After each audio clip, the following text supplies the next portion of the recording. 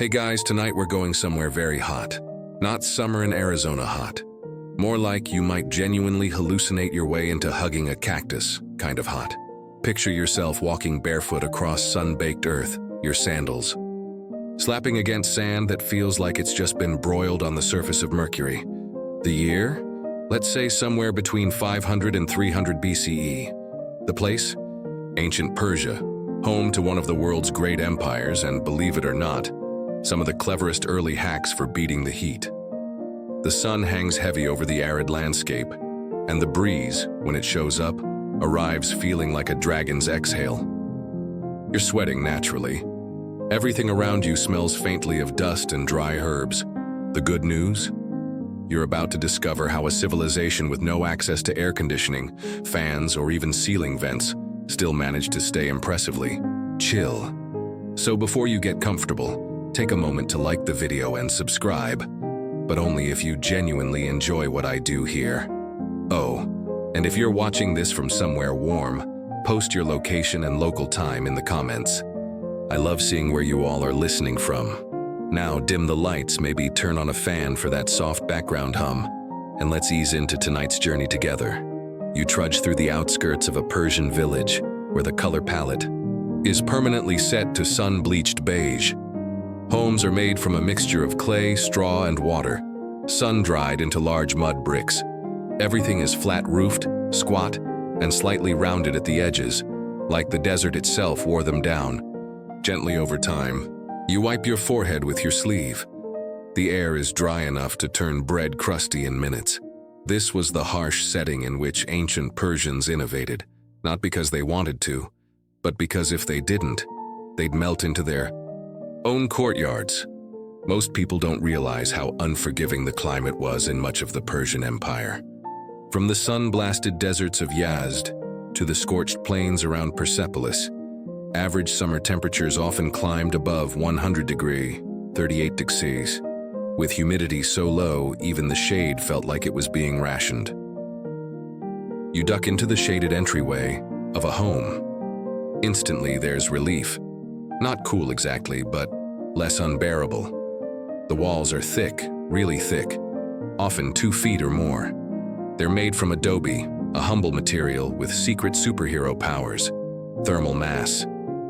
During the day, the mud bricks absorb the sun's heat so slowly that the inner rooms stay cooler for hours. By night, the stored heat is gradually released into the cooler desert air, creating a natural cycle of passive temperature control. It's not glamorous. No marble floors, no palace guards fanning you with palm fronds, just carefully placed walls, clever window angles, and the magical ability of mud to remember what temperature it liked best. Historians still argue whether Persian builders fully understood the science behind thermal mass, or whether they just got lucky. But the result was the same: sleepable nights and survivable afternoons. You sit cross-legged on a mat, sipping warm goat's milk and watching dust float in the shaft of light slicing through a tiny window. Every home is designed to minimize heat entry. Openings are narrow and usually face away from the sun, and most dwellings have an interior courtyard that acts like a light well, drawing in air and circulating it gently. These courtyards weren't just architectural flair, they were vital microclimates. A shaded garden with a small fountain or even a shallow pool helped lower the temperature through evaporation. You hear children laughing nearby, probably splashing water from an amphora over each other, while their parents scold them half-heartedly. The sound of life here is slow and deliberate, almost muffled under the weight of the heat. Everything waits for dusk. Now here's a quirky little tidbit. Some wealthier Persians even scattered fragrant herbs like basil or rose petals in their courtyards, not just for scent, but because the plants gave off a tiny, soothing humidity as they wilted. Nature's most poetic air humidifiers. Outside, a donkey brays. You step back into the sun and feel it slam into you like a wall. You have to squint and shield your eyes. The light is merciless. And yet this land, this climate, this oven, birthed one of the most advanced early empires. The Achaemenid Persians didn't just conquer from Egypt to India. They mastered the art of staying cool in a place that desperately wanted them to do the opposite. Of course, not everything was so clever. For instance, some folks tried hanging wet sheets across doorways, thinking it would cool the breeze. It worked, sort of. But it also made your house smell like damp laundry and attracted flies, which were less than ideal dinner guests. Still, necessity is the mother of invention, and desert necessity is her grumpy, overheated cousin.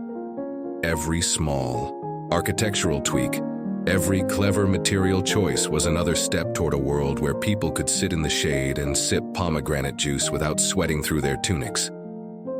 As the sun begins to lower itself toward the horizon, reluctantly, like a child being put to bed, the temperature dips just enough for you to walk without feeling like your skin is crisping. The village comes alive. People emerge from doorways, chatting softly, fanning themselves with pieces of palm bark. And as evening settles in, the buildings themselves seem to exhale, the accumulated heat rising gently from the walls and dissipating into the night. You, meanwhile, begin to wonder, what if someone thought to not just fight the heat, but to trap the breeze itself? Could air be tamed, redirected, cooled even? Little do you know, you're about to find out.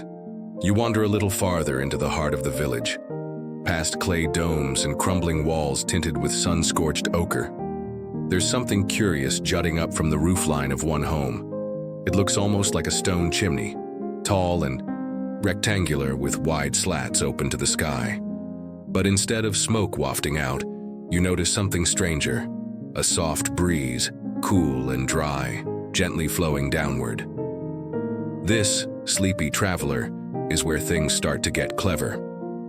What you're staring is the earliest ancestor of what we might, if we squint and get generous, call air conditioning. It's a badger, a wind catcher. And no, it's not just a poetic name. This wasn't a vent or a window, it was a full-blown architectural strategy to tame the wind and make it work for you. Imagine this. You're living in a place so dry that bread hardens in minutes and even lizards complain about the heat. You're not about to waste time waving palm fronds or burning precious oil for fans. You need something low-tech, reliable, and passive, like a faithful camel, but made of stone. So you build a tower, a tall one.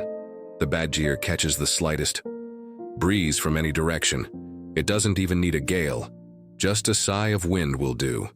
Inside, a network of vertical shafts channels that wind downward into the building below. And as the air sinks, it cools, partly from compression, partly from the temperature gradient. Some badgers even had built-in water channels or trickling fountains at the base to enhance the cooling through evaporation. You sit near the bottom of one such tower now and you feel it, an unexpected draft brushing against your arm. It's not cold exactly, but compared to the surrounding air, it might as well be glacial. You lean into it like a cat seeking the only sunny patch on the couch, except this time, it's the chill you're after. Historians still argue whether badgers were originally invented by the Persians themselves or adapted from earlier designs in Egypt or Mesopotamia. But in Persia, they became a regional specialty, particularly in places like Yazd, where whole skylines were once prickled with these graceful, wind-sipping spires. They weren't one-size-fits-all either. You had single-sided towers for homes in places with consistent wind directions. Then, there were the fancy multi-directional ones with cross-channels that rotated airflow depending on where the breeze came from, like the Swiss Army knife of air movement. And here's your quirky tidbit. Badgers were often seen as status symbols. The taller and more elaborate your wind catcher, the wealthier you looked. Some even had ornamental features or little decorative windows, because if you were going to build a 20-foot desert air siphon, you might as well make it look nice for the neighbors. You peek up one of the vertical shafts now, watching birds flutter across the sky. The upper opening frames the clouds like a painting. The walls are lined with polished plaster, another clever trick to reflect sunlight and prevent heat absorption. The plaster's made from a mix of limestone and ash, so smooth it looks like poured cream. It all seems so intuitive, like ancient people just knew how to build around the sun. But of course, that wasn't magic. It was generations of trial, error, and probably quite a few sweaty arguments about which way to point the tower. Outside again, you spot a young boy balancing a jar of water on his shoulder. He walks past a tall merchant house with no fewer than 3 wind catchers rising from the roof. Overkill? Maybe. But the merchant probably slept in linen sheets without breaking a sweat.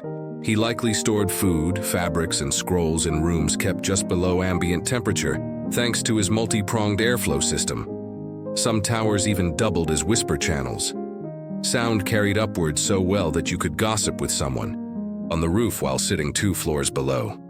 Convenient, absolutely. Private, not in the slightest. You can't help but smile as you realize just how seriously these people took their airflow. No electric fans, no iced drinks, no peppermint-scented body mists from the spa aisle. Just earth, air, and a well-placed hole in the ceiling. You pass beneath another badger and feel it again. That subtle push of cool air against your skin, like the desert letting out a sigh. And for a moment it's enough. You pause, close your eyes, and let the breeze comb gently through your hair, as if the tower is reaching down to soothe your overheated scalp. As twilight begins to blur the horizon, the shadows stretch long across the rooftops. You hear the slap of sandals on stone, the low murmur of evening conversation, the crackle of oil lamps being lit. The wind catchers are now in their prime, capturing the evening breeze and funneling it into the quiet rooms below. You begin to wonder, could you make the breeze colder? Could you pair this wind wizardry with something even chillier? Someone must have asked the same thing thousands of years ago, because what came next was downright icy. You follow the breeze, still cool from the bad gear towers, toward a quieter corner of the settlement. The buildings begin to slope downward, ever so subtly, as if the very ground is sighing beneath the weight of the heat. You pass a domed structure, with thick walls and a mysterious sunken entrance, half submerged into the earth. A few wide-eyed goats lounge nearby, chewing with that smug, heat-resistant indifference that only goats can manage. You descend a short set of stairs into the shade, and instantly, it's several degrees cooler. Not breezy, like under a wind catcher, but heavy with stillness like the inside of a clay pot left in a cellar. You squint into the dim light. It smells faintly of damp stone and something else. Frost. Here beneath the sands, you've stumbled into one of ancient Persia's most remarkable tricks, the yakchow, literally an ice pit. Yes, you heard that right. You're standing in the desert, in a structure built over ice. Ice that was harvested, preserved, and even manufactured without a single electric cooler, snowbank, or enchanted snowman. At first glance, the yakchow looks like a beehive wearing a helmet, a large dome-shaped structure made from a special mortar called sarouj, a mix of sand, clay, egg whites, lime, goat hair, and ash. Yes, goat hair. Apparently, it held everything together better than modern cement in extreme heat. Bonus: your walls smelled faintly barn-like when freshly mixed. But beneath that dome, below your sandaled feet, is a deep underground chamber that once held tons of ice. Literally, the Persians either harvested it from nearby mountains in winter or created it in shallow pits at night, when the desert air dipped low enough to freeze water exposed to the sky. And they didn't just freeze it. They stored it, used it, and sometimes sold it months later during the hottest part of the year. Now, historians still argue whether yakchows were primarily for food preservation or luxury chilling. Some say it was to keep meats and dairy from spoiling. Others insist it was more about serving elite guests cold drinks and impressively sweaty bowls of sorbet. The answer, like a lot of ancient innovations, is probably both. Because if you can store literal ice in a climate where sandals come preheated, you're going to use that power however you want. You glance up inside the dome. The tall shape isn't just for aesthetics. It was designed to funnel hot air up and away, while allowing cool air to sink and linger below. The thick walls provided insulation, and the conical top let warm air escape, maintaining lower temperatures inside without needing any moving parts. It's like stepping into a clay thermos built for giants. You kneel beside a shallow stone basin that was once filled with night-frozen water, pooled into slabs of homemade ice before being cut and stored below. Rich households might have had their own mini yakchals, but larger ones were often shared by entire communities. Like a neighborhood fridge you really didn't want to leave open too long. And here's the quirky twist. To insulate the ice, Persians didn't just rely on structure. They often buried it under layers of straw, ash, and rice husks, which trapped cold air and wicked away moisture. It's like Mother Nature's version of bubble wrap, itchier maybe, but just as effective. Outside, the sun is finally beginning to dip beneath the sand dunes, casting long golden shadows over the domes. In this fading light, the yakchal's rough exterior glows faintly, like a moon made of adobe. A few figures approach carrying large clay jars. They nod as they pass, ready to draw water from an underground storage basin that's kept cool year-round. Another trick of these ancient freezers. Even liquids stored near the base of the yakchal could remain drinkably cold, as long as the dome stayed sealed and shaded. You think of all the things Persians might have chilled here: pickled cucumbers, pressed yogurts, goat's milk cheese, wrapped in leaves, maybe even a fruit syrup, sharbat, which they'd mix with icy water to create a proto-slushy centuries before anyone thought to patent a blender. The best part? These structures were carbon neutral, long before that was a buzzword. All this cleverness used no electricity, no fossil fuels, no grid at all. Just careful engineering, clever materials, and the sheer force of patience. You pause to take it in. The slow, steady wisdom of designing with the earth instead of fighting against it. A kind of humble magic that modern air conditioning, with all its whirring compressors and energy bills, somehow forgot. Just then, a boy passes carrying a chilled melon, still beaded with condensation. He grins and offers you a slice. It's crisp, sweet, and cold enough to make your teeth ache. In the middle of the desert, you almost laugh. Then you do laugh. Because of course the ancient Persians had frozen melons. Of course they did. Above, a breeze stirs. You feel the dome's air shift subtly, pulled upward by the natural flow of warm currents rising and cool ones descending. It's all so effortless, so passive. You run your hand along the inner wall. It's cool to the touch. You think of the families that once gathered here in summer, pulling wrapped bundles from beneath the straw, passing them around like treasure. Because to them it was treasure, ice in the desert. It's still hard to believe, and just when you think you've seen it all, someone mentions the qanats, underground aqueducts that not only transported water, but made the air itself cooler. As it traveled through buildings, another tunnel, another breeze, and a whole new layer of chill awaits. You step away from the yakchal, melon still lingering on your tongue, and follow the path of a thin, shallow channel winding across the dusty earth. It seems unassuming at first, just a lazy trickle of water gliding past your feet. But there's a rhythm to it, a quiet pulse-like breath exhaled through a long clay flute. You trail it, half curious, half beguiled, until the path dips again and you arrive at the mouth of what appears to be an underground tunnel. It's cool here, noticeably cooler, as if the air itself has dropped its shoulders and exhaled. You crouch at the entrance, peer into the darkness, and there it is. A faint echo of dripping water, steady and distant, like a metronome set to nap mode. Welcome, friend, to the qanat, Persia's secret weapon against drought, heat, and general inconvenience.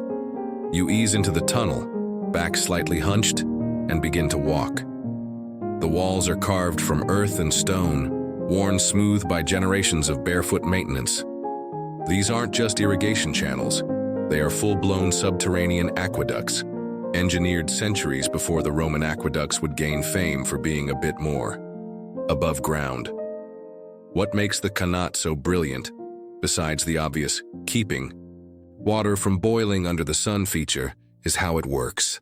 Imagine tapping into the water table high up in the mountains, then using a barely perceptible slope to carry that water downhill for kilometers, sometimes hundreds of kilometers, entirely underground. It's the quietest miracle you've ever walked through. Historians still argue whether the earliest qanats date back to 1000 BCE or even earlier. But Persia is where they were refined into an art form. Cities like Gonabad still use qanats that are thousands of years old, complete with service shafts, water control points, and even ventilation systems that double as cooling mechanisms. You pass one of these shafts now. A narrow column rises to the surface above, letting in light and letting out hot air. This isn't just a tunnel for water, it's a tunnel for cool. As air passes over the flowing water inside the qanat, it chills and is pulled through connected buildings above ground, especially when paired with, you guessed it, a badger or two. This clever duo, windcatcher plus qanat, worked like a natural air conditioning system. The wind would rush down the badger, get pulled over the chilled air from the qanat, and then gently swirl through rooms, courtyards, even entire ice houses, and granaries, dropping temperatures by as much as 10 to 15 degrees Celsius. You keep walking, feeling the shift in temperature against your skin as you go deeper. The air smells faintly of mineral water and ancient stone. Somewhere nearby, a frog croaks, clearly unimpressed by your wonder. You catch the gleam of fish, darting past your feet.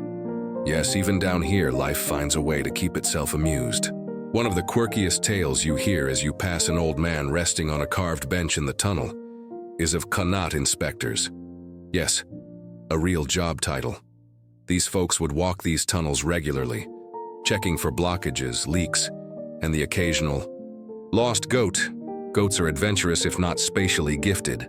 It was a prestigious job, often passed down from father to son. Picture it, a generational line of people who specialized in knowing how deep, fast, and fresh the water should be under a city.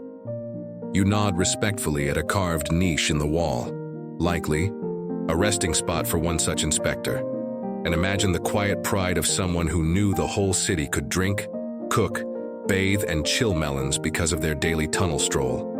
Suddenly, the tunnel opens into a wider chamber, one of the mother wells where the water first enters the qanat from the mountain aquifer. The light here is golden, slanting down from above through a spiral shaft. A small shrine sits beside the pool, adorned with flower garlands and clay offerings. Water was sacred. Water still is. You dip your fingers in and feel the chill. Genuine chill, not for the desert chill. You take a moment and let that coolness crawl up your wrist, as refreshing as if it came from the back of a convenience store fridge, minus the electric bill and buzzing hum. The people who built this thought in centuries, not years. Qanats were dug by hand, sometimes more than 50 meters deep, their gradients calculated so precisely that even modern engineers have scratched their heads trying to figure out how they did it without laser levels or advanced tools. Some even say the skill of the qanat digger was so revered that workers were given special burial rites. After all, how many people can claim they carved the veins of life itself into a desert? You return to the surface, blinking in the soft light. Above ground, you notice how the homes are arranged. The wealthier ones sit closer to the qanat's mouth, where the water's cooler, clearer. The farther from the source you go, the more sediment there is. The folks at the end of the line, they were still grateful. Lukewarm, mineral-rich water beats no water at all. As the sky begins to blush with stars, you sit near one of the rooftop vents connected to the qanat badgir system. Cool air flows over your toes like it's trying to apologize for the heat earlier. You lean back, sigh, and think, they really did this. They beat the desert with math, mud, and a dash of obsessive airflow management.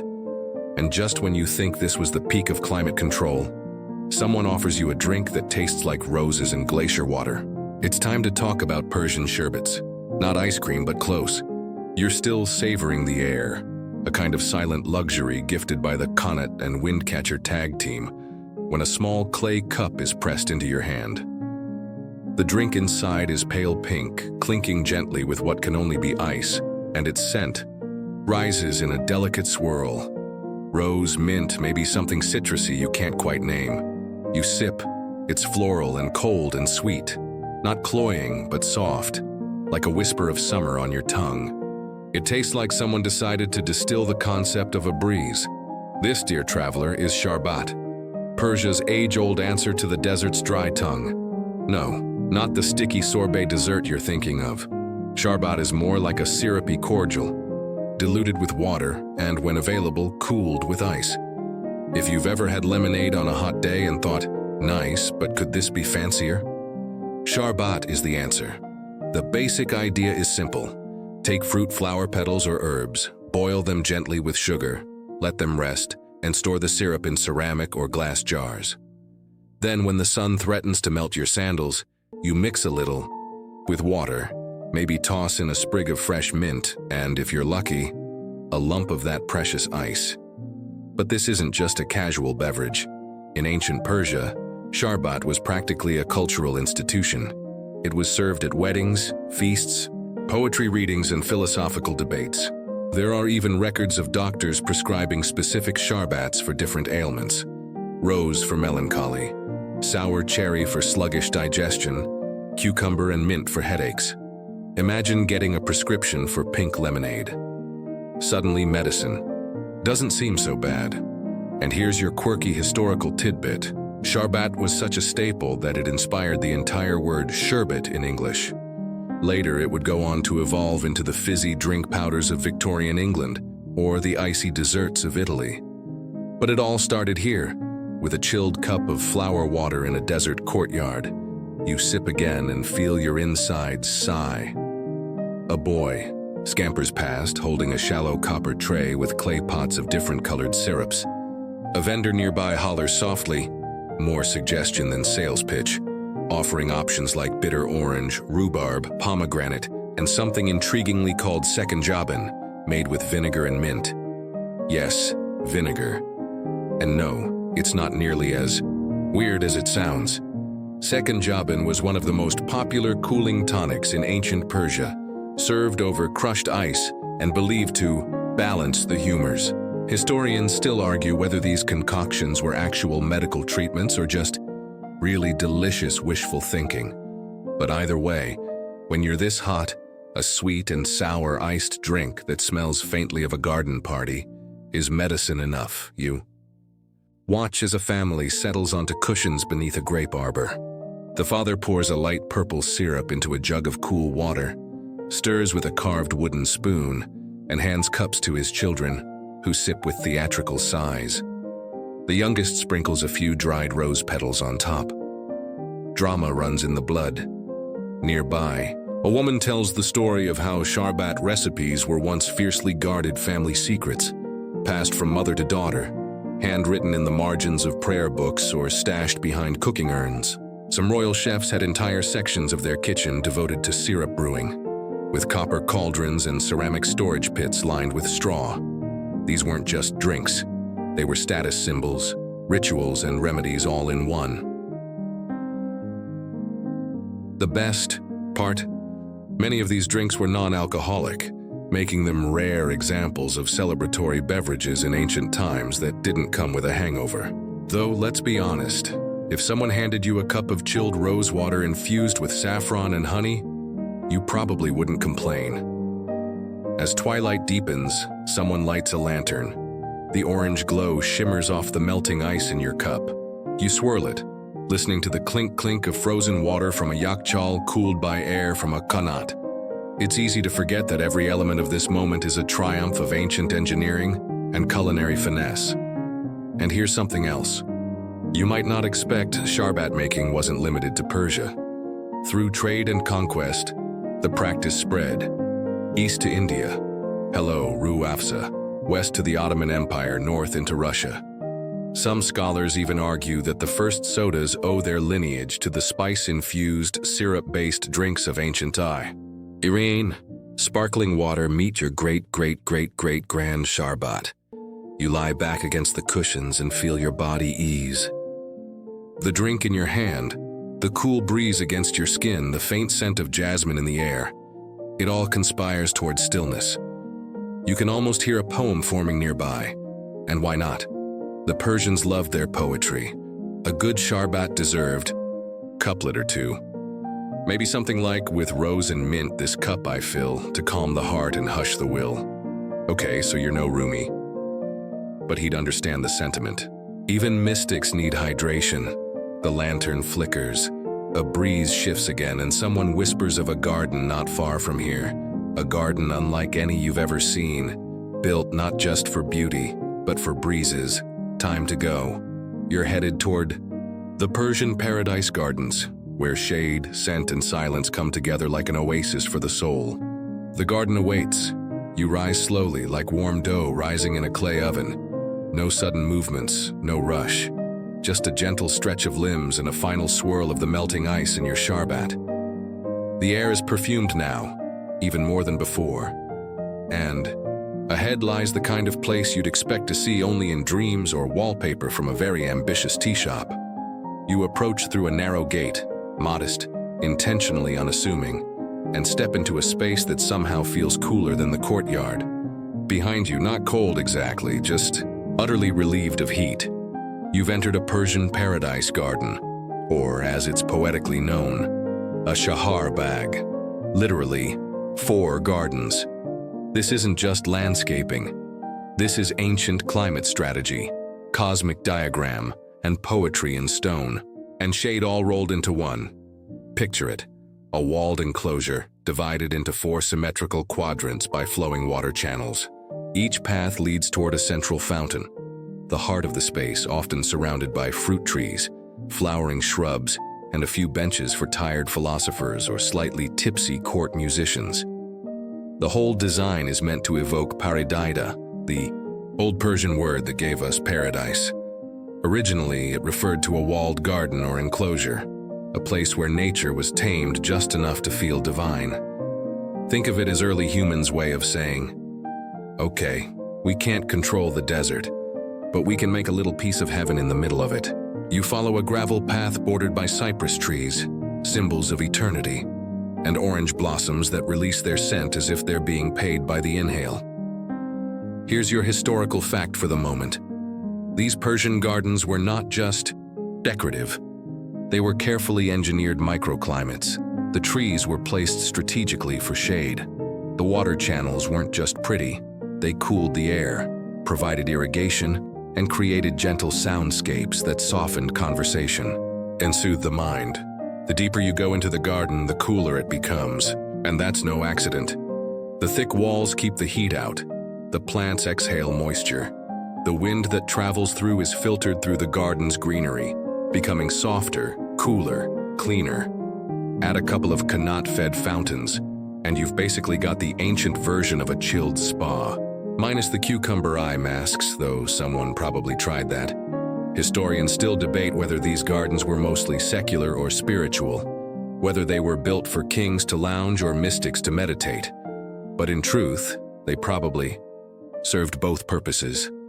A Persian garden could be a royal escape and a metaphor for divine order. 4 quadrants, 4 rivers of paradise, 4 directions of the universe. And in the center, stillness, reflection, peace. A dragonfly skims the surface of a fountain as you pass. It's cooler here, genuinely. You run your fingers through the shallow water. The marble edging is just damp enough to chill your fingertips, and you find yourself imagining the people who built this, the engineers who measured water levels with strings and reeds, the gardeners who whispered to rose bushes at dawn, the calligraphers who etched Rumi's verses into glazed tiles hidden between jasmine vines, and the plants, oh, the plants. Pomegranates, figs, dates, roses, lilies, even wild artichokes. These gardens weren't just pleasant to look at. They fed people, and they were scented like a perfumer's dream. One 17th century traveler wrote that he could smell a Persian garden before he saw it, as if the air itself grew eager to deliver the experience. You settle on a bench beneath a trellis. Above you, grapes hang in lazy clusters and birds gossip from branch to branch. Somewhere nearby, someone plucks a stringed instrument, maybe a tar, maybe a cedar, and lets the notes drift upward like curling steam.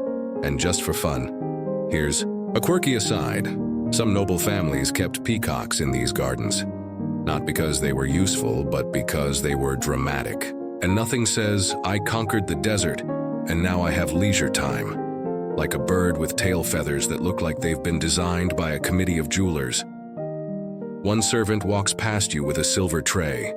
On it, a small copper pot of something steaming despite the weather. You raise an eyebrow, but of course it's Persian tea, strong, black, steeped with cardamom or rose, poured from great height into a delicate glass. Because even when it's 100 degrees out, sometimes tradition beats logic. You take a sip, it's surprisingly refreshing. The hot tea makes your skin tingle, your pores open, and somehow, your body cools itself a little better. Desert wisdom often laughs in the face of your modern instincts. You breathe, inhale rose, mint, citrus, distant heat. Exhale cool air, jasmine, stillness. The sky is beginning to shift again, darker now, the heat loosening its grip. Somewhere outside these walls, the desert continues to sprawl and simmer. But in here, in this garden drawn from celestial geometry and rooted in the most practical of climate science, you feel suspended. Not in time, not in space, but in temperature. Even your bones feel cooler. As you finish your tea, you hear someone talking about the upcoming New Year's celebration, Novruz, an ancient Persian festival held on the spring equinox, full of rituals, fire jumping, and 7 symbolic foods. Intrigued, you decide to wander toward the preparations. After all, what better way to understand a culture than through its parties? You stand, brushing rose petals from your lap, and follow the soft sounds of a feast being born. You follow the murmur of laughter and the clink of dishes through a corridor lined with soft lanterns, their golden glow flickering against the sandstone like the shimmer of candlelight on honey. Ahead, the garden opens up into a wide courtyard, already pulsing with energy, though it's more of a lullaby than a raucous celebration. The scent hits you first, smoke from a slow fire, something buttery and spiced, sweet dates roasting in pans.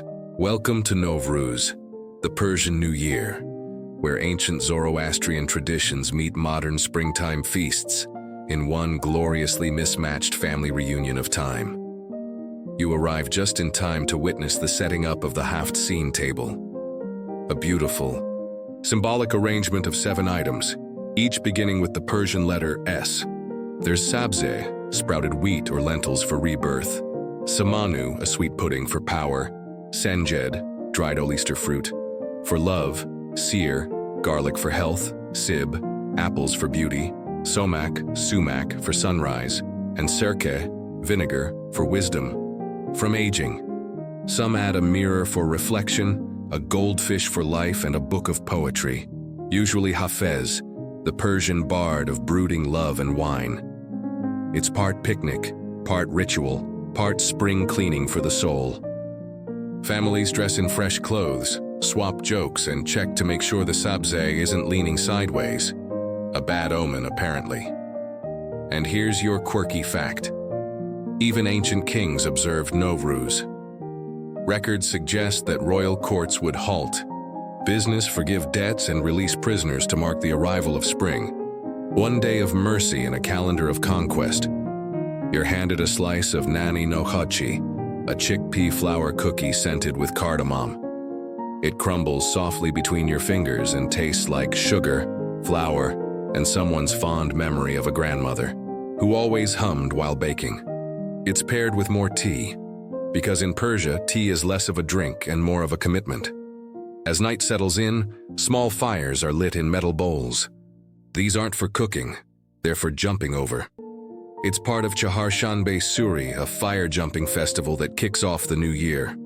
The idea is to leap over flames and chant Zardi man az tu, sorki tu azman, which loosely means take away my sickly yellow, give me your healthy red. Basically, a full-body energy cleanse courtesy of dancing flames and mild risk. Historians still argue whether this tradition predates Zoroastrianism or was later adopted from tribal fertility rites. But whether it's ancient spirituality or just a great excuse to play with fire, the meaning is clear. Out with the old, in with the renewed. You consider jumping, but remember your foot coordination isn't exactly the stuff of legend. Still, watching children giggle as they leap, some barely clearing the bowl, others dramatically somersaulting, warms you just the same. Later, the feasting begins in earnest. A long cloth is spread on the courtyard floor. Families sit cross-legged, passing around copper dishes of sabzi polo, herbed rice, mahi, fried whitefish, and kuku sabzi, a sort of Persian herb frittata that tastes like spring turned into a casserole. Next to you, someone explains that these dishes were designed for digestion as much as celebration. All the herbs, parsley, dill, cilantro, fenugreek, are cooling, cleansing. They balance the body's inner hotness, which has been building up all winter. See? Persian food isn't just delicious, it's philosophically chill. And speaking of chill, it's suddenly cooler than you expected. Not cold, but the kind of cool that makes you pull your shawl a little tighter and glance up at the stars. The breeze has returned, carrying with it the scent of coriander and rosewater. As you lean back, someone starts reciting a poem. Not from memory, but from a small book of Hafez, opened reverently. It's customary during Nowruz to do a kind of bibliomancy. You open the book at random, read the first verse you see, and treat it like a horoscope.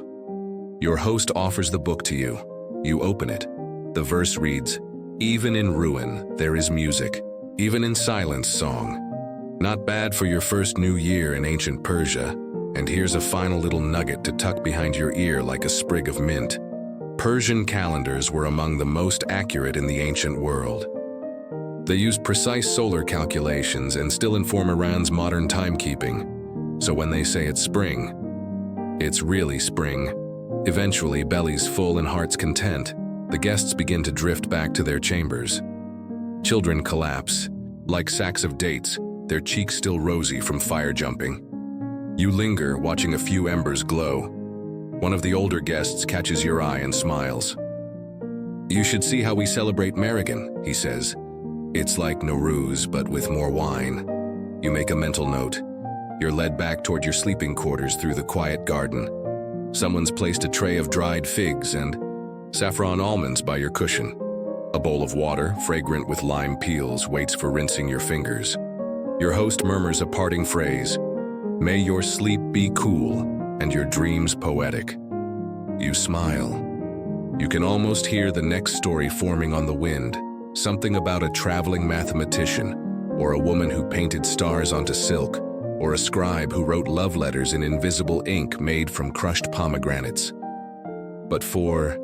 Now you lie down. The fan hums in the distance, the night is soft, and the air is still deliciously cool. You wake slowly, the way one might rise from warm sand after a nap under a fig tree. The room is quiet.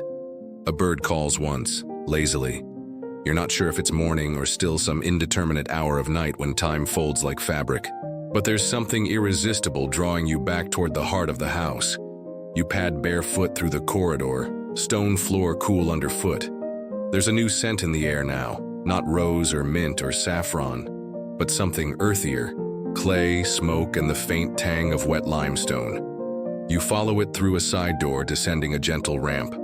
Welcome to the basement of genius, the Persian yakshal, literally, ice pit. Now don't panic. You're not about to freeze.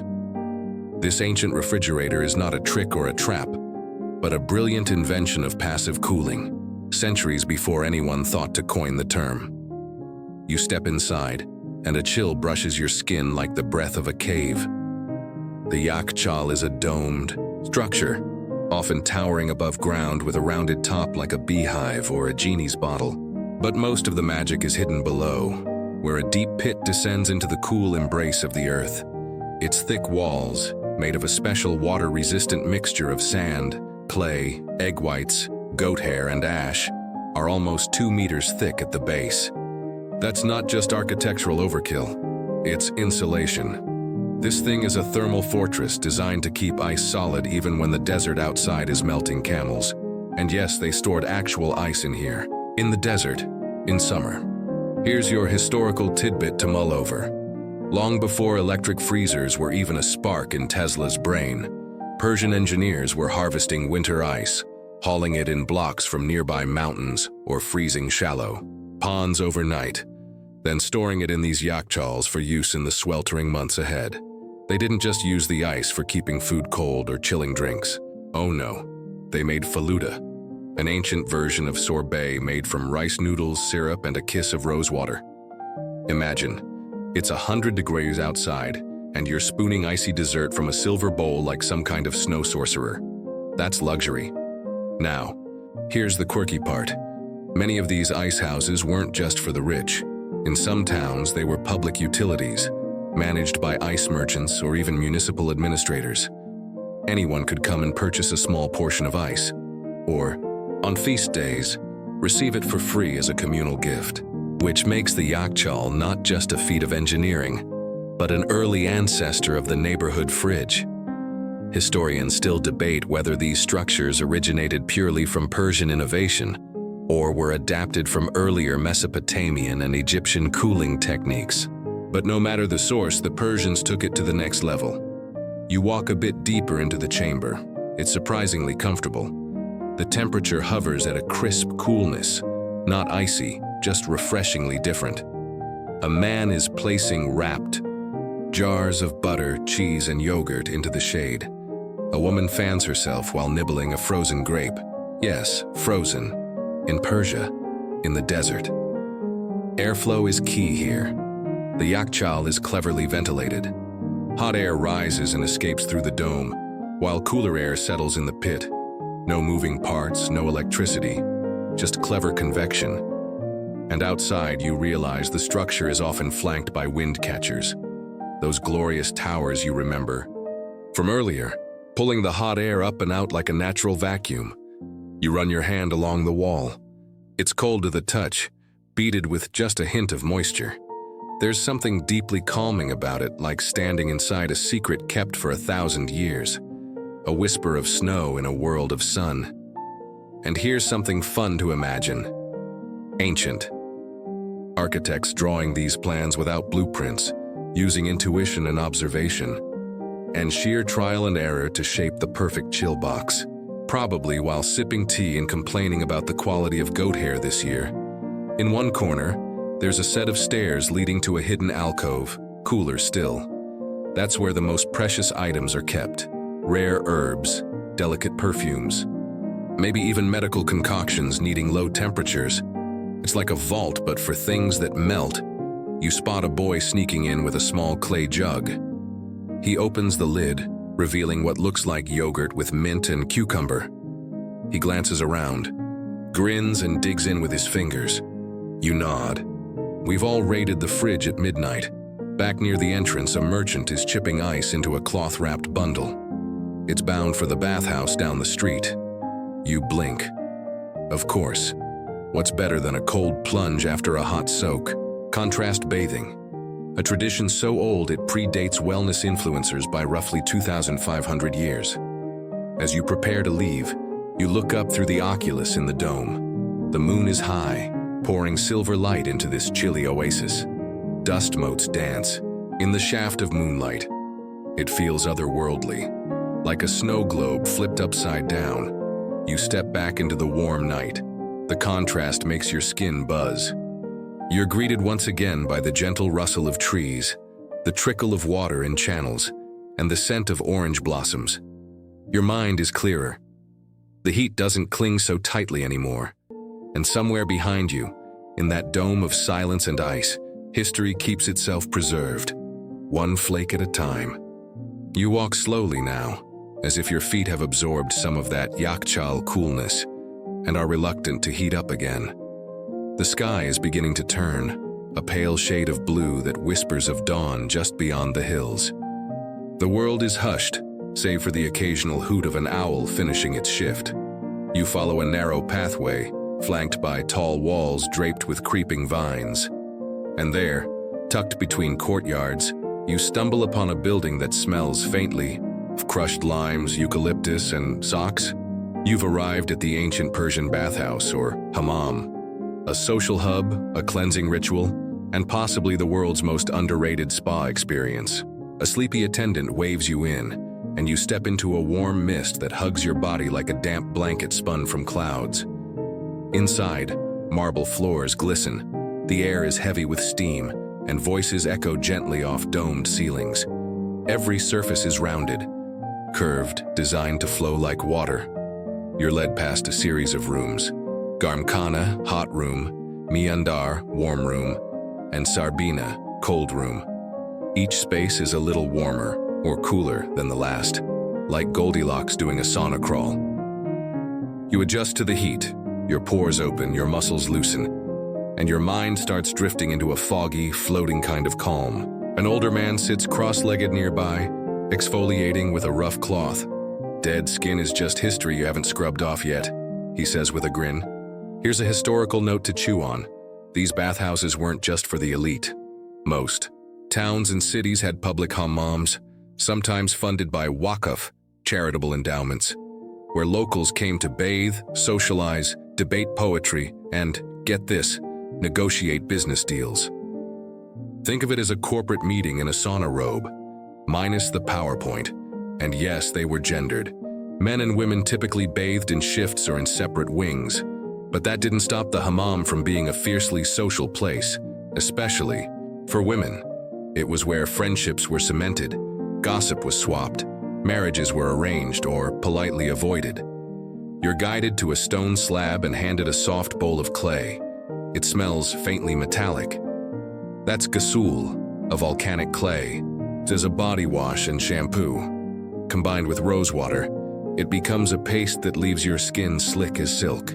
You begin rubbing it in with a gentle, sleepy rhythm, feeling centuries of stress slide off your shoulders. Here's a quirky tidbit. Some bathhouses employed professional bath time poets. Yes, actual reciters who would perform sleepy verses while you soaked. They were often paid in coin or leftover pastries, depending on the crowd's generosity and their meter control. Historians still argue whether these hammams were influenced more by Roman baths, Indian stepwells, or Zoroastrian purification rites. The truth, as always, is probably somewhere between. Civilizations borrowed generously from each other, especially when it comes to feeling clean and pampered. Someone appears with a metal pitcher of warm water and pours it over your head. It trickles, like honey, slow and soothing, leaving rivulets across your back.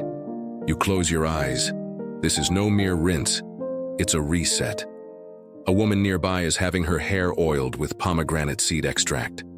Another is soaking her feet in a copper basin filled with vinegar and crushed thyme, an ancient Persian remedy for circulation and what she swears is grumpy ankles.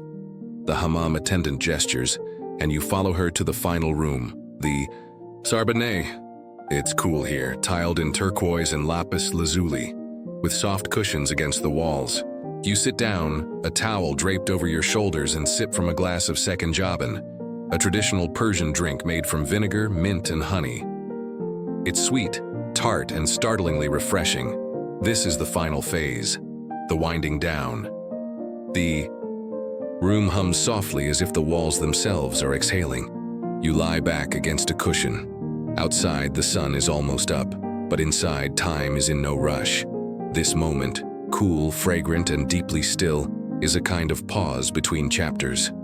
A child giggles as she runs through the mist, chased by her mother. Two elderly men trade sleepy riddles in the corner. Someone snores gently, a testament to the hammam's other function. Nap chamber. You run your fingers over the tile next to you. It's smooth, worn from centuries of use. 1,000 hands. 1,000 mornings just like this one. Someone begins humming. A lullaby maybe, or a poem disguised as a tune. You can't tell where it ends and the steam begins. And in this soft cocoon of mist and murmurs, you realize the Persians didn't just engineer cool air and clever plumbing. They engineered ease. They built comfort into walls and water, into routine and ritual. You smile. You've never felt so clean or so wonderfully useless. You step out of the bathhouse, skin warm and gleaming like polished alabaster, your hair damp and trailing droplets that cool against your neck. The world outside feels different now, quieter somehow, as if the stone streets are still dreaming and haven't quite woken up. The scent of early bread baking in underground ovens curls through the alleys, drawing you down the winding path to a small square. There, you find something that looks like a sleepy stone igloo, with smoke lazily curling from its mouth. A baker waves you closer, and you realize you're looking at a tanur, the ancient Persian version of a tandoor oven. You sit cross-legged on a low bench and accept a piece of sangak, a flatbread speckled with sesame seeds and baked on hot stones. Its name literally means little stones. It's warm, slightly chewy, with just the right amount of char. You take a bite. It tastes like the past, in the best possible way. Food, in ancient Persia, wasn't just fuel. It was architecture for the body, built from careful combinations of hot and cold ingredients, a concept known as mizaj. According to traditional Persian medicine, every food had a temperament. Cooling, heating, moistening, drying, and balance was everything. This philosophy wasn't just for the sick or the scholarly. The average cook took mizaj into account when choosing what to serve on a summer morning versus a winter evening. Honey with cucumber? That's a no. Dates with vinegar and mint? Now we're talking. A vendor nearby slices a juicy sharbat popsicle, frozen syrup infused with barberries and lime. You wonder how many other ancient cultures had a form of ice-laced refreshment at their breakfast table. Not many, probably. But then again, not many had yakchals in their backyards. Your host hands you a small dish of maraba, spiced fruit preserves served with morning bread. This one is quince, simmered in rosewater until it practically sighs on the spoon. You close your eyes. Yes, that's what mornings should taste like. Here's your mainstream historical bite. Persian cuisine influenced vast regions, stretching from Mughal India to the Ottoman Empire. Their traditions of saffron-laced rice, stews thickened with walnuts and pomegranate, and yogurts churned until smooth as silk, became staples across continents. But here's your quirky nugget. The Persian table was often more fragrant than flavorful. It wasn't always about spice heat or strong flavors. No, it was about aroma layering. Basil, fenugreek, dried lime, rose petals, cinnamon. All gently toasted or steeped until your nose did half the eating. A sleepy cat curls near your feet as you sip from a ceramic cup filled with golgav zaban, barrage flower tea. It's bright blue and tastes like chamomile's fancier cousin, supposed to be good for anxiety and digestion, also rumored to ward off melancholy vapors, which you didn't know you had, but now feel better for having released. Historians still argue whether Persian foodways developed in isolation or were heavily shaped by Silk Road cross-pollination. There's evidence on both sides. Ancient inscriptions mention imported saffron and cinnamon from far-off lands, while archaeological digs reveal local recipes preserved in charred pots. The morning market stirs to life as you wander further. You pass stalls selling kashk, a kind of dried whey or yogurt concentrate that looks like small white stones, but melts into rich, tangy sauces. Next to it, bundles of dried rose petals for tea, or just for tucking under pillows for better dreams. One woman is folding grape leaves stuffed with lentils and herbs, stacking them neatly in baskets bound for the hammam snack stand. Another sells sumac, ground fine and lemony, to sprinkle on grilled meats or mix into yogurt dips. You pause in front of a honey vendor. His wares glisten in glass jars, some golden, some nearly black, all harvested from hives hidden in distant Zagros valleys. "Try the thyme one," he murmurs, handing you a spoonful. It's sweet, earthy, with a faint medicinal hum like a lullaby in your throat. Someone somewhere is grinding wheat on a small stone mill. The soft shk sound is soothing. You imagine the doughs that will rise from it, flatbreads puffing, like pillows in clay ovens, then served with yogurt, cucumbers, and herbs for a midday nap-inducing meal. As you move through the square, it's hard not to admire the pace of things. Nothing's rushed. A man selling melon slices is half asleep, on his stool. Two children are drawing in the dust with sticks, arguing about whether chickens can be taught to count.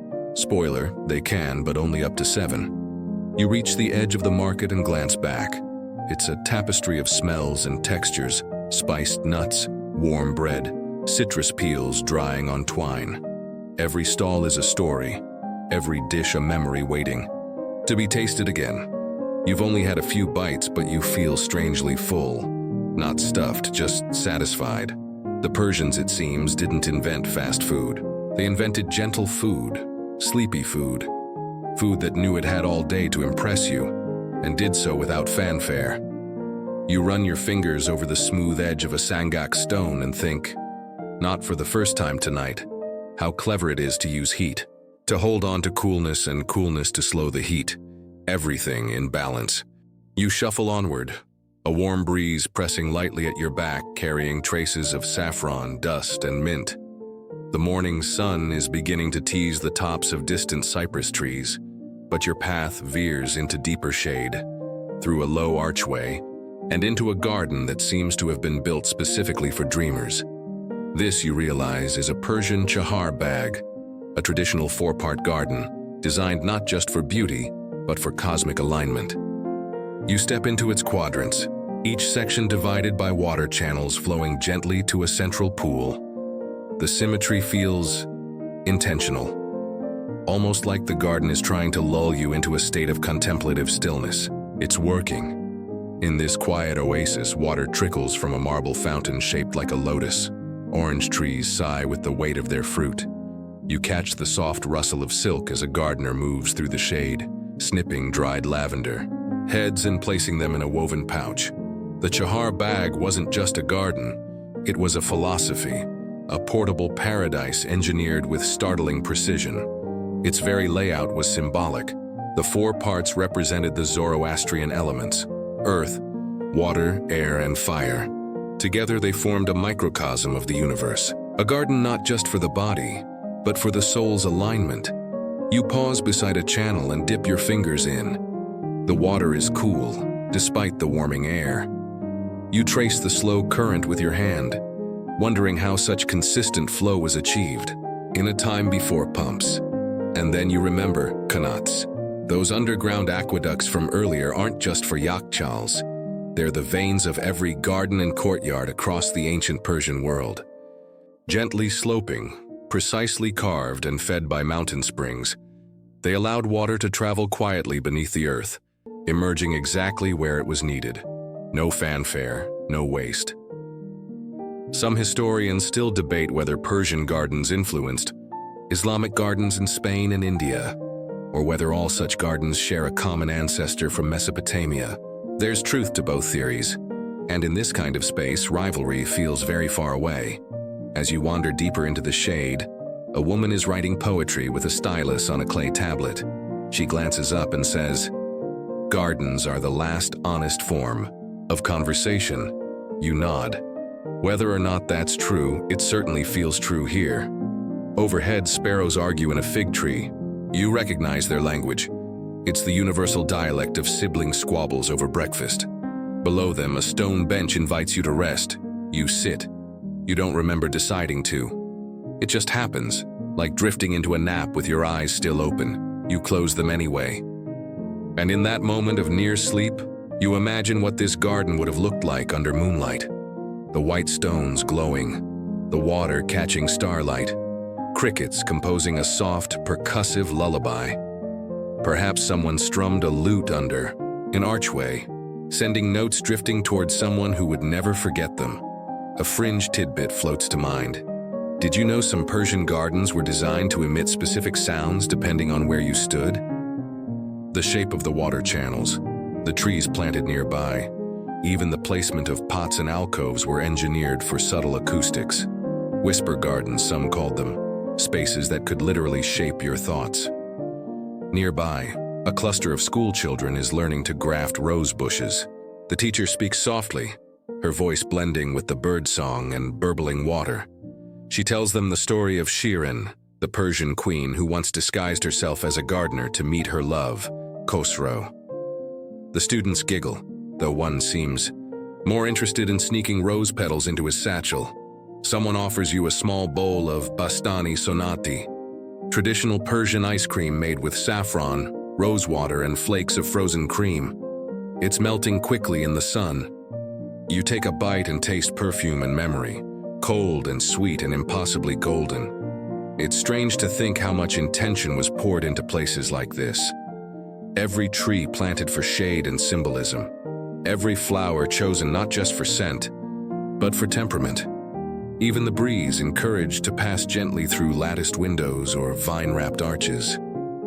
This wasn't landscape design. It was emotional engineering. The concept of a garden as paradise has roots in the word itself, paradisa, the old Persian origin of paradise. And when you're lying here, belly full of saffron ice cream, back against a sun-warmed stone bench, eyelids heavier than gravity allows, it doesn't feel like an exaggeration.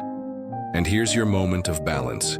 In a world where kings commissioned towering palaces and engraved their names into mountains, they also poured wealth and wisdom into quiet, leafy rectangles where the greatest drama was whether the apricots would ripen early. You lean back, one hand still trailing in the water. The stream babbles on, oblivious to your presence, which feels exactly right. No one rushes you. No one needs anything from you here. Even the ants seem unbothered by your lounging. You are part of the garden now, a temporary shrub, a sleepy visitor in paradise. And if someone were to write a line of poetry about you in this moment, it would likely say, "They came seeking air and found silence blooming." The garden stillness folds around you like a heavy cotton shawl. You're in that in-between place, neither awake nor asleep, neither ancient nor modern. The water gurgles softly beside you, and somewhere nearby, a nightingale practices a tune that seems a little off-key, as if it too has just woken from a nap. Eventually, curiosity, or maybe a distant whiff of frankincense, coaxes you up from the bench and back into the quiet streets. The stone under your sandals is sun-warmed now, and you can hear the low hum of a bustling courtyard ahead. You follow it. Here, you find a caravanserai, an inn for travelers, traders, and their animals, a kind of ancient rest stop with considerably more charm than a modern roadside motel. This one wraps around a central courtyard, where camels snort quietly and merchants sip tea in the shade. You pass under the grand arch of its entrance, your fingertips trailing across carved bricks etched with stars, pomegranates, and looping Persian script.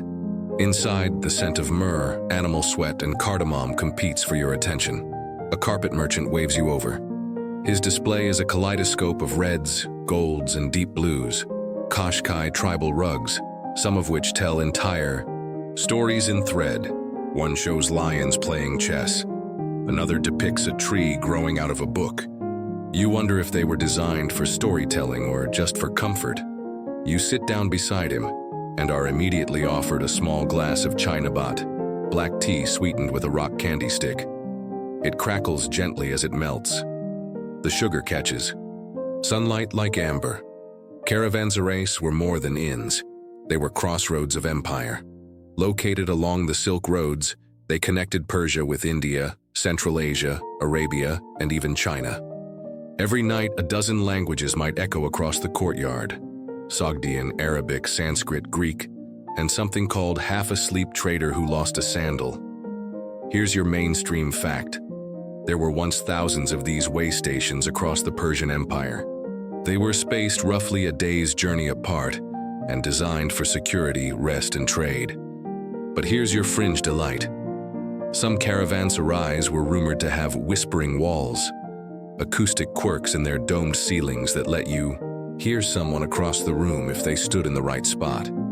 It was probably unintentional, but it sure made gossiping risky. Historians still argue whether the caravanserai model was first developed by the Persians or adapted from earlier Mesopotamian rest hubs. Either way, Persia refined them into architectural marvels. Thick walls for insulation, central courtyards for ventilation, and clever airflow that cooled both guests and goats. You meander through the lodging halls, peeking into cubicle-like sleeping quarters. Each has a raised platform, enough for a bedroll and a prayer rug. On one wall, someone has carved a miniature game board into the plaster. In another, a faded mural of a leopard chasing a deer fades into abstraction. One merchant is polishing a set of brass astrolabes, explaining to a curious boy how sailors and scholars use them to map the stars and find their way. Before Google, he says, "You had this." He grins. You like him. Outside, someone is cooking something smoky and aromatic. Ashi reshte, maybe, a thick noodle soup with beans, herbs, and crispy fried onions. Passing trader hands you a wooden spoonful and says, "Taste this, it cures sadness." You don't ask for proof, you just believe him. A camel chews loudly nearby, its breath steaming in the morning sun. You realize the caravanserai isn't just a place to rest. It's a pause in the story, a comma between journeys, a breathing space. A moment to reflect on what you've carried with you and what you might choose to leave behind. You find a corner shaded by climbing vines and sit again. The walls of the courtyard seem to hold the coolness like a secret. You run your hands over a worn stone, its surface smoothed by centuries of tired travelers. Your eyes close. You dream you're a merchant carrying saffron and silk across the Zagros Mountains. Or maybe you're just someone trying to reach the next town with your flock of stubborn sheep. Either way, you know you'll sleep safely here. That tomorrow the road will rise to meet you gently, and the wind will carry you forward. The bells of a distant camel caravan jingle like wind chimes as they approach. A low drumbeat follows, someone's child practicing rhythm with a cooking pot, and in the distance you hear laughter echoing off the walls. Not rushed, not loud, just soft human sounds folded into architecture. You take a breath, let it out. The caravanserai has done its job. You are fed, rested, and slightly amused. Your journey, whenever it resumes, can wait just a little longer. The road from the caravanserai is wide, flat, and quiet, paved with ancient stones worn glassy smooth by centuries of hooves, wheels, and bare feet. As you walk, the air grows drier, the landscape shifting into something more golden and spare. You begin to hear it again, that whisper of moving air, brushing against your cheek like a feather dipped in ice water. Ahead rises a curious structure, tall, hollow, and capped with angled wooden fins that seem to strain toward the sky. You tilt your head. Is it a tower, a sculpture, a very confused chimney? Nope. It's a wind catcher, or in Persian, a badgir. And tonight, you're going to climb inside the lungs of an empire. Wind catchers are one of ancient Persia's most enchanting inventions. These towers are passive cooling systems, basically eco-friendly air conditioners powered only by cleverness and crosswinds.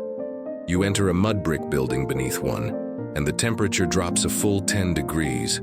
No magic, just geometry and physics wrapped in architectural poetry. You walk through an inner courtyard and a breeze slips down through the shaft above, funneled perfectly into the room. You can almost feel it choosing the coolest path.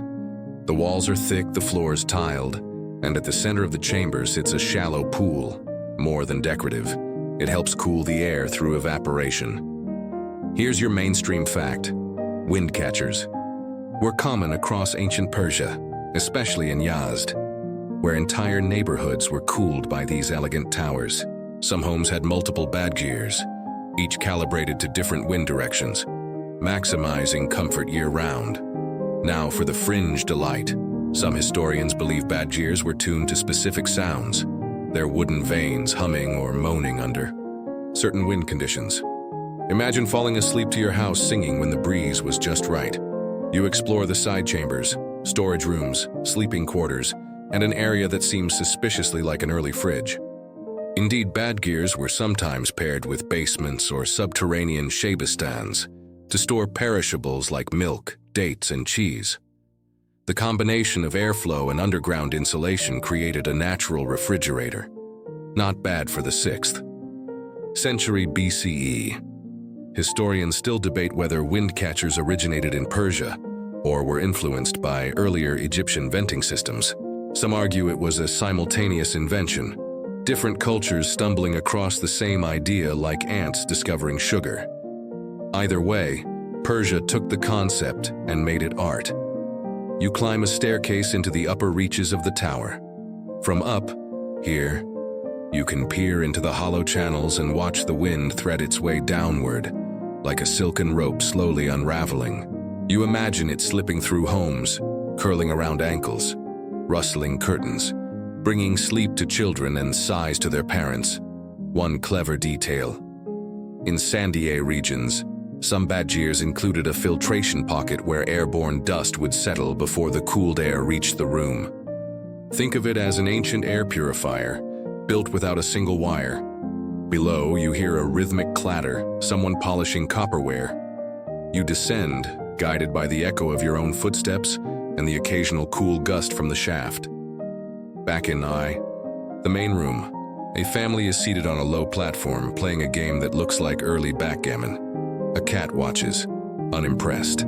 A grandmother fans herself lazily and tells you how her great-great-grandmother used to hang wet curtains in front of the bed gear to make the breeze cooler still.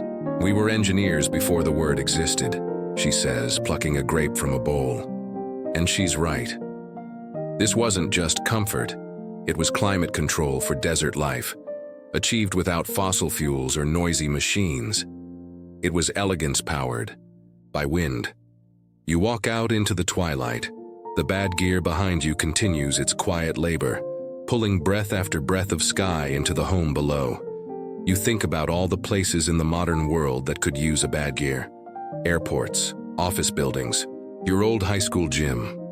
There's something reassuring about the idea that air can be guided, shaped, and softened without force. That homes can be cooled not through brute power, but by understanding the rhythms of nature and building in harmony with them. You find a bench under a pomegranate tree and sit. The wind nudges your collar like an old friend. A boy runs past, a kite trailing behind him like a runaway thought. You watch it dance above the rooftops, swooping low and climbing high again, barely tethered to the earth. And you wonder, not for the first time, what else the Persians might have whispered into the wind. Evening seeps in like ink dropped into water, gradual, swirling, and oddly comforting. The sky turns bruised violet, and the stones beneath your feet hold the day's warmth like memory. You're not quite sure how far you've wandered, but now you find yourself approaching something that looks at first glance like a hill with a chimney. A low dome rises from the ground, partially buried in sand, topped with a small vented spire. You squint. Is it a tomb? A kiln? A mislaid spaceship? Nope. It's an ancient Persian ice house, or yakchal. Yes, you heard that right. Ice. In the desert. Step closer and the structure reveals itself. A conical mud brick dome with thick walls, sometimes up to 2 meters deep.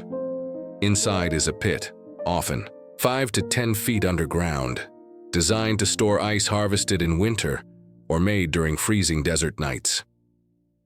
Here's your mainstream fact. These yakchals were marvels of insulation and design. Built as early as 400 BCE, they used a combination of thick clay insulation, subterranean storage, and evaporative cooling to preserve ice deep into the summer months. They were the ancient world's answer to refrigeration.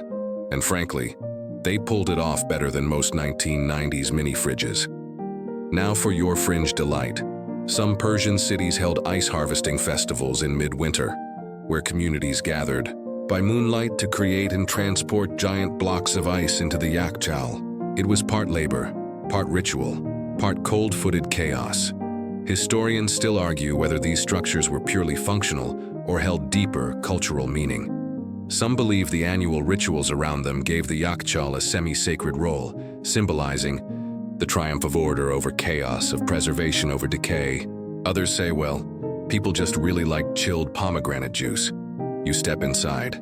The air is hushed and deliciously cool, a bit like walking into a library made of earth. The inner dome curves overhead, its acoustics slightly eerie. Your breath sounds louder here, and your footsteps echo with just the right hint of mystery. There's no ice now, of course. It's long since melted or used up, and this yakchal has been out of commission for centuries. But you swear you feel a whisper of it. Ghost chill on your neck, like someone opened a freezer door in another timeline. A man with a worn notebook sits at the entrance sketching. He tells you he's mapping all the surviving yakchals in the region. There used to be hundreds, he says. Now maybe a dozen remain. The rest were lost to neglect, sand, or city councils with no imagination. He chuckles and offers you a bite of something sticky and sweet. Bastani sanati, a saffron-laced Persian ice cream made with rose water and bits of frozen cream. You ask skeptically if it's authentic.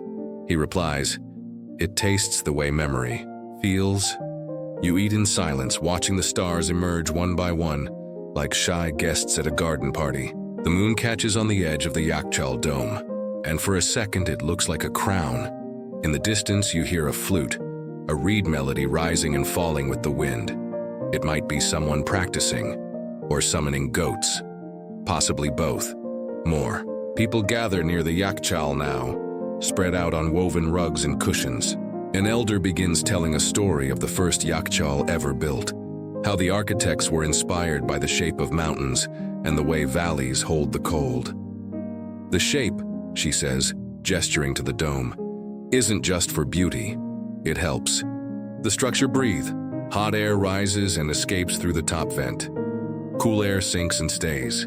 It's the same rule that governs tea houses, tents, and even politics if you're lucky. You lie back against the slope, watching sparks from a small fire drift upward and disappear into the night. And you marvel, not for the first time tonight, at the gentle genius of it all. That ice could be stored without electricity. That heat could be beaten without fans. That sleep, like everything else in this civilization, was engineered for serenity. You imagine a summer wedding where guests are served snow-cooled drinks, the ice carried by camel caravan weeks before, or children sneaking into a Yakchal to chip off slivers of ice and pretend they've discovered a glacier. You picture a merchant placing rose syrup over shaved ice and declaring it too pretty to sell. The Yakchal behind you sits quietly, in the moonlight, content in its uselessness. No longer needed, no longer full, but still cool, still whole. Still holding the blueprint of how to live well in a harsh world, with foresight, collaboration, and a little architectural flair.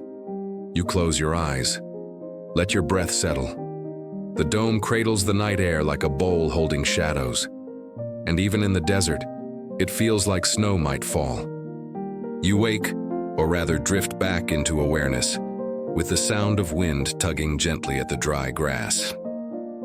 It's the hour just before dawn, when everything is painted silver blue and time seems to stop for a moment to stretch its limbs. The Yakchal is behind you now, barely a silhouette. Before you lies a different structure, long, low, and curiously serene. You're standing at the edge of a Persian garden, or paradisa, a word that gave us paradise. Coincidence? Not quite. These ancient gardens weren't just about aesthetics. They were a full-body philosophy, rooted in Persian cosmology, designed to mimic the order of the universe. Step inside, and you're stepping into a blueprint for balance. Cool water, symmetrical walkways, cypress and pomegranate trees arranged with soothing intention. Here's your mainstream fact. Persian gardens, especially during the Achaemenid and Sassanid eras, were planned with an emphasis on microclimates.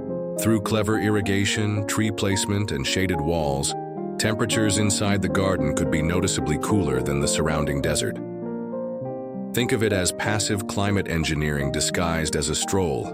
The air smells of jasmine and dust. You walk along a path laid in geometric stone tiles, your feet brushing past damp moss edging the walkway. A shallow stream burbles down the center, its sound light and constant, like nature whispering to itself.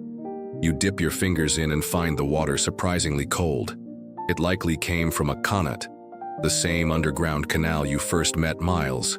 Go now for your fringe tidbit. Some aristocrats allegedly slept in the gardens during the hottest nights, not inside their luxurious stone homes, but outdoors, beside the channels of water. The stars are better company, one inscription claims.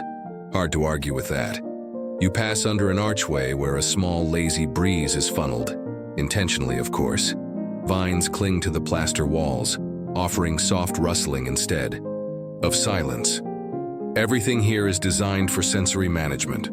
The walls block the worst of the sun. The trees filter the air. The sound of water is constant and hypnotic. The ground is a little damp, not muddy but moist enough to send a shiver of cool through your sandals. Historians still debate whether these gardens were strictly royal retreats or more common among wealthy merchants and scholars. Some believe they doubled as political spaces, locations where courtly whispers were traded among cypress trunks and pomegranate boughs. Others think they were simply refuges from noise and nonsense. You pause at a small pavilion, a kushk, made of pale stone and shaded with blue-tiled eaves. You lie down on a platform with your head near the water channel. Overhead, swallows dart like punctuation marks. You've barely blinked before your eyelids start to droop again. A caretaker passes ancient broom in hand. He nods politely, points to a tray of cool tea steeping beside a sprig of mint, and mutters something about how real peace is 60% shade, 30% breeze, and 10% apricot. In the distance, an attendant is adjusting wet cloths over a lattice wall to encourage evaporative cooling, a technique still used today in some Iranian homes. You wonder how much of modern architecture has forgotten in its rush to conquer nature, rather than simply harmonize with it. As the sun finally peeks over the horizon, light slants in golden ribbons through the trees. The garden shimmers, but never sweats. The breeze still smells faintly of roses and river pebbles. You recall the journey that brought you here, from the clever depths of the qanat to the breath of the wind catcher, to the yakhchal's whispering chill, and realize the Persian relationship with air and water is more than science. It's poetry, carved in clay and sung through vents. And perhaps the true marvel of Persian cooling isn't just that it worked. It's that it worked beautifully, quietly, without making a sound except the rustle of trees and the trickle of water. You lie back, hands behind your head, and let it all wash over you. Soft wind, distant flute, slow sun. The garden doesn't ask for anything but your stillness. And now, as your breath slows and your limbs feel heavy, let's leave the garden behind, but not in haste. Linger just a moment longer in the cool shade beneath the fig tree, where your body has found its own rhythm, and your thoughts drift like leaves across a slow stream. Let the memory of qanats guide you gently, water flowing under quiet earth. Let the breath of the wind catcher pass once more across your cheek, a perfect exhale from a tower built not for noise, but for peace. Recall the hush of the yakhchal, deep and dim, keeping its secrets wrapped in frost. Everything in tonight's story, every clever brick and silent breeze was designed not to dazzle, but to soothe. Not to control nature, but to listen to it. The Persians didn't demand comfort, they invited it. And maybe in doing so, they built something even rarer than air conditioning. They built quiet. So as your eyes grow heavier and your thoughts slower, imagine yourself lying once again in that moonlit courtyard, a bowl of chilled apricots by your side, the rustle of trees above you. Somewhere nearby, a child laughs in their sleep. And even though the world keeps turning and the day ahead may ask much of you, for now, just rest. Let the ancient wind carry you somewhere gentle. Breathe in, breathe out, sleep well, traveler. End of script. Sweet dreams.